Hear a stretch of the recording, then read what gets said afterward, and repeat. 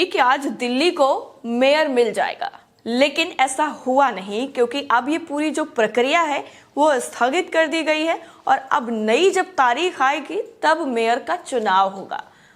अब आप सोच रहे होंगे ये हुआ क्यों है, तो आपको बता देते हैं कि चुनाव में जो मतदान होना था उससे पहले ही जिस तरीके का हंगामा बरपा, एक दूसरे पर कुर्सियां चलने लग गई, एक दूसरे के कपड़े फाड़ दिए गए सदन के अंदर, उस हंगामे को देखते हुए जो कार्रवाई थी वो पूरे दिन के लिए स्थगित कर दी गई। अब यह हंगामा शुरू कहां से हुआ है वो जरा आपको तफ्तीश से बताते हैं। दरअसल जो मनोनीत पार्षद थे उनकी पहले शपथ दिला दी गई और इसी शपथ को लेकर सदन में ये हंगामा शुरू हो गया और आम आदमी पार्टी और बीजेपी के पार्षद आपस में भिड़ गए और इस कदर भिड़ गए कि उन्हें स्पीकर का भी ख्याल नहीं रहा। आम आदमी पार्टी ने ये कहा है कि नियमों और परंपराओं के मुताबिक मनोनीत पार्षदों की शपथ बाद में होती है और निर्वाचित पार्षदों की शपथ पहले होती है। यानी जो पहले मनोनीत पार्षद थे उनको शपथ दिला दी गई, वो गलत किया गया बीजेपी की तरफ से। लेकिन बीजेपी मनोनीत पार्षदों की शपथ पहले इसलिए करवाना चाहती है क्योंकि वो उन्हें मेयर और डिप्टी मेयर के चुनाव में वोटिंग का अधिकार दिलवाना चाहती है। अब इसको जरा आसान भाषा में समझिए।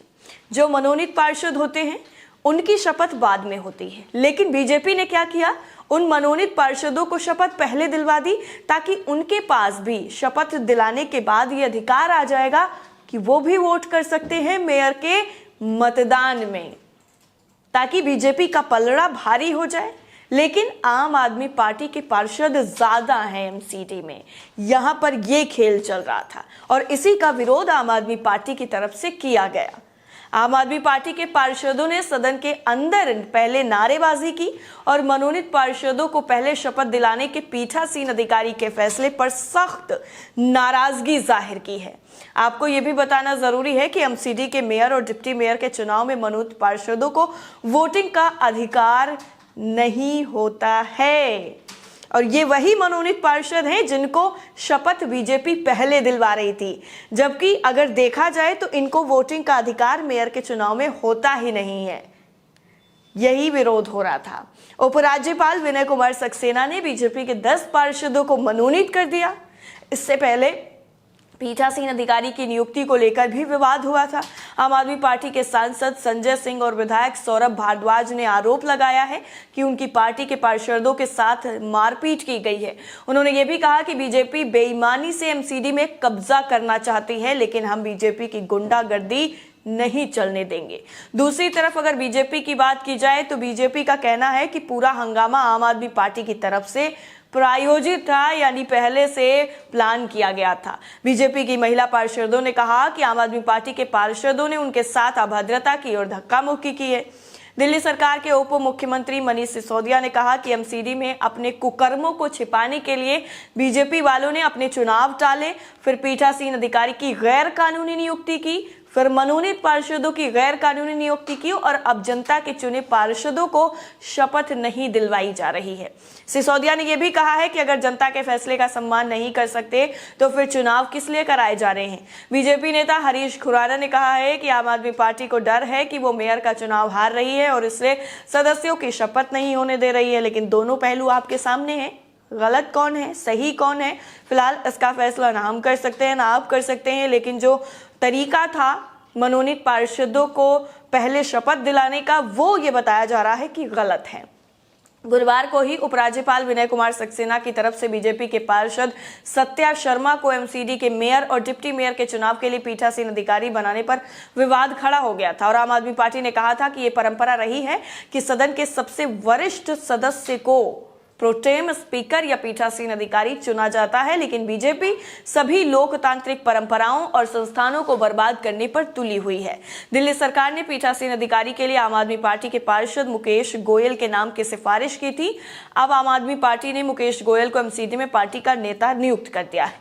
मुकेश गोयल आदर्श नगर वार्ड 15 से एमसीडी पार्षद का चुनाव जीते हैं और एमसीडी में सबसे वरिष्ठ पार्षद हैं।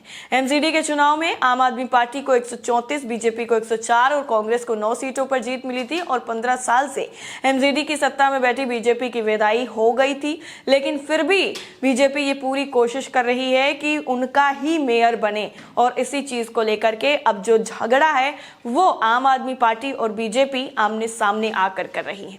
आम आदमी पार्टी का कहना है कि मनोनीत सदस्यों की शपथ पहले नहीं होती है, लेकिन भाजपा परंपरा बदल रही है। भाजपा सांसद मीनाक्षी लेखी ने कहा है कि आप नेताओं को नियमों की जानकारी ही नहीं है, इसलिए वो हंगामा कर रहे हैं। जब वो बहुमत में है तो वो क्यों डरते हैं? यही काम आप सांसद राज्यसभा में भी करते हैं। उधर कांग्रेस ने मेयर चुनाव में शामिल नहीं होने का सीधा फैसला कर लिया।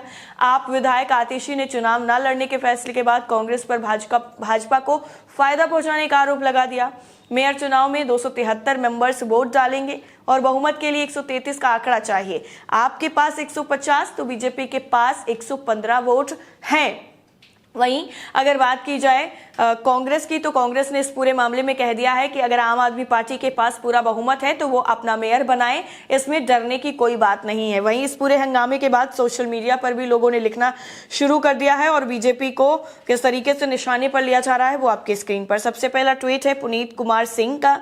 इन्होंने लिखा है कि आखिर चुने हुए पार्षदों की जगह बीजेपी 10 मनोनीत पार्षदों को पहले शपथ दिलाने पर क्यों तुली थी, इसलिए हंगामा हुआ था।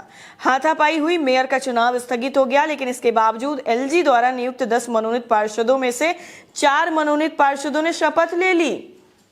ये कौन सा तरीका है? अगला जो ट्वीट है एमएलए कुलदीप कुमार का है। लिखते हैं, भाजपा की गुंडागर्दी दिल्ली के साथ साथ अब पूरा देश देख रहा है। जनता द्वारा चुने गए पार्षदों के शपथ और मेयर के चुनाव को रोककर बीजेपी संविधान और लोकतंत्र की हत्या कर रही है। भाजपा एमसीडी की हार हजम नहीं कर पा रही है। हम भाजपाइयों की गुंडागर्दी चलने नहीं देंगे।